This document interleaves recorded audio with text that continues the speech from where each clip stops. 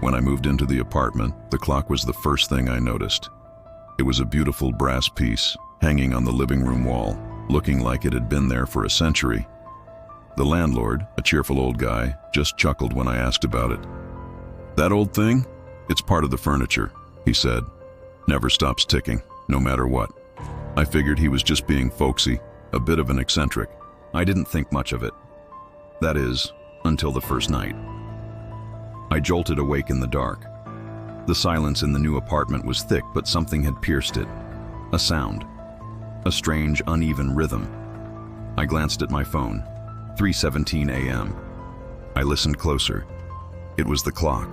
Tick, tick, tick. But then there was a weird stutter, a tick-tick back. I sat up, my heart starting to pound. I stared at the faint outline of the clock in the moonlight filtering through the window. The second hand was jittering, but the minute hand, it was definitely moving backward. Counterclockwise. I must be dreaming, I told myself. A weird, stress-induced hallucination from the move. I buried my head under the pillow and forced myself back to sleep. The next morning, the clock was ticking normally. The hands were moving forward, keeping perfect time. I felt a wave of relief, but the unease lingered. I decided I didn't want it in my house. I grabbed a chair, took the heavy clock off the wall, and pried open the back. I pulled out the 2 C-cell batteries, feeling a little foolish but much better. I left the clock, silent and powerless, on the kitchen counter and went to work, forgetting all about it. When I got home that evening, I dropped my keys on the table and froze. The ticking. It was back. I looked up at the living room wall. The clock was there, hanging in its spot, perfectly centered, as if it had never been moved. Still ticking. I walked over and touched the brass frame. It was cool, solid. My mind raced. Did the landlord come in? Why would he hang the clock back up? It made no sense. I felt a chill run down my spine. That night, sleep didn't come easily. I kept glancing at the clock, its rhythmic ticking a constant unnerving presence. Eventually, I must have drifted off, because I woke up with a gasp. My phone screen glowed with the time, 3:17 a.m. Again, the backward ticking had returned, but something else was wrong. I grabbed my phone and stared at the date on the lock screen. It was the same date as yesterday. My stomach dropped. This had to be a glitch, a bug in my phone. I frantically unlocked it and opened my messages. The conversation I'd had with my friend Mark earlier that day. It was gone. The texts, the funny memes we'd exchanged, all of it, vanished. It was as if the entire day had been erased from my phone. The next morning, or what I thought was the next morning, I called Mark, my voice trembling slightly. "Hey," I said, trying to sound casual. "Did you get my messages yesterday about the weird clock?" There was a long pause on the other end. "What are you talking about?" Mark finally said, "We haven't talked in weeks. You okay, man?" His voice was filled with genuine confusion. But I remembered the conversation. I could hear his laughter in my memory, clear as day. The world around me was telling me I was wrong, that I was losing my mind, but a part of me knew. It was the clock. It wasn't just turning back its own hands. It was turning back time. My time. I had to know for sure. I wasn't crazy. That evening, I set up my laptop on the coffee table, the webcam aimed directly at the clock. I hit record. I was going to capture it. I was going to have proof. I sat on the couch watching the digital timestamp on the recording climb, my eyes glued to the clock's face. 11:58, 11:59, midnight. The hands kept moving forward.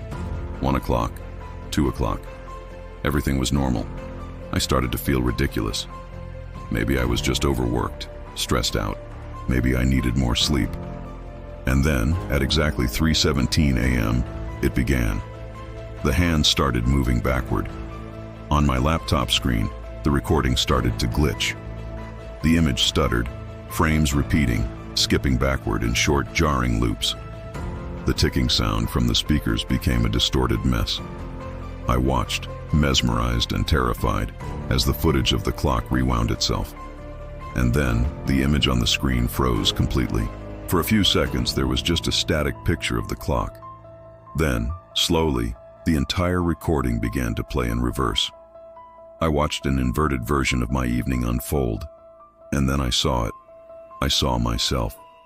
On the screen, I watched my own image get up from the couch, walk over to the kitchen counter, pick up the silent clock, and hang it back on the wall. An action I had no memory of performing, an action I am certain I never did. The timestamp on the video file reset itself to 11:59 p.m. And then, with a soft digital pop, the file deleted itself. Every morning is the same now. I wake up feeling lighter, emptier. Pieces of my memory are missing, like pages torn from a book. I looked at my journal today, and my handwriting from a few days ago looks foreign, like a stranger's script. People at work give me strange looks. My boss asked me if I was feeling all right, said I seemed different, unfamiliar. I'm becoming a ghost in my own life, overwritten with each backward turn of the clock. Last night, I couldn't take it anymore. In a fit of rage and desperation, I grabbed a hammer from my toolbox. I swung it with all my might, smashing it into the face of the clock. The glass shattered, the brass casing buckled. It broke into 3 large, jagged pieces and fell to the floor. Silence. For the first time, my apartment was truly, blessedly silent. I sank to the floor, breathing heavily, relief washing over me. I had won. But at 3:17 a.m., I was woken by the sound. Tick, tick, tick. My blood ran cold. I looked at the wall. The clock was there. Whole. Perfect. Not a scratch on it. It was counting backward. The second hand swept counterclockwise, mocking me. Then it stopped. For just a single silent moment, everything paused. And in that silence, I heard it. A faint whisper, seeming to come from behind the glass of the clock itself.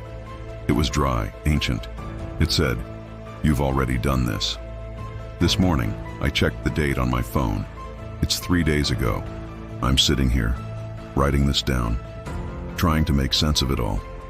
And as my pen moves across the page, I have the most terrifying feeling of déjà vu. I think I've written this story before. Many, many times. Thanks for sticking around for this one. If you enjoyed the story, do me a huge favor and hit that like button, and subscribe for more content just like this. Let me know in the comments what you would have done. See you in the next one.